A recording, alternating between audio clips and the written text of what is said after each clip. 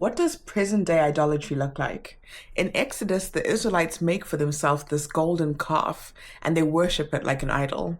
And it seems far removed, right? I mean, I don't even know how to make a golden statue, but the recipe for idolatry hasn't changed. So, step one, how do idols start? In Exodus, the Israelites took the gold that God had given them through the Egyptians, and turned that gold into a gold calf. It was God's provision. It wasn't supposed to replace God. And that's the first lesson. You see, idols usually start as good gifts, good things in our lives from God.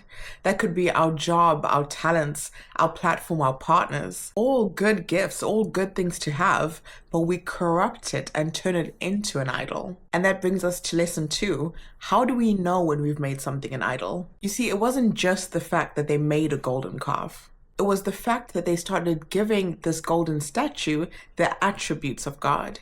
You see, in many times in Exodus, God came to the people and said, I am Yahweh. I am the God who delivered you from Egypt. And what did these Israelites start saying about this golden calf? They started saying, this golden calf delivered us from Egypt. The very thing that we use to identify God is what they started to use to identify this golden calf. Present day examples look like, I don't know, someone saying, this relationship saved my life. No. It is God who says, I will never leave you. It is God who gave you community to enrich your life. It is God who saved your life, not that person. That person could go at any moment. My degree opened all of these doors for me, but it is God who says, I set before you an open door that no one can shut. That is the test. Who do you give the glory and the appreciation to?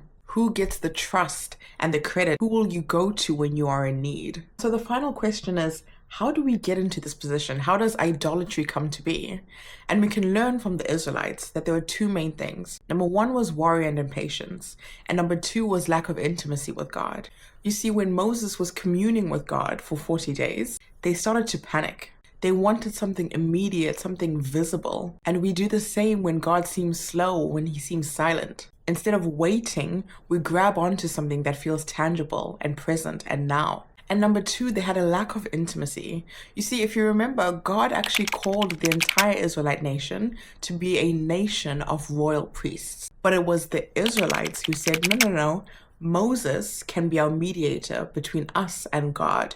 We don't want that one-on-one relationship because honestly, it seems scary and it seems overwhelming. And God honored that decision. But here's why that's dangerous. You see, they're effectively saying, Moses, you have the relationship with God. We will just live off of that. And that's dangerous because when anxiety comes and worries come, secondhand faith, someone else's faith, won't keep you. If the only time you hear God's word is through a pastor or through your grandmother or through your wife, through someone else, then when life shakes you, you will run to something that seems visible, something that you have already built intimacy with. But we have the gift of being able to read God's word for ourselves.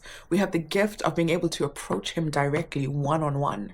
It is direct intimacy with God that will keep you from running to false idols. Because like in Exodus, these false idols can be destroyed in seconds. Intimacy is so important that the first commandment is love God. It's not vanity. It's not God just wanting our love as a demand.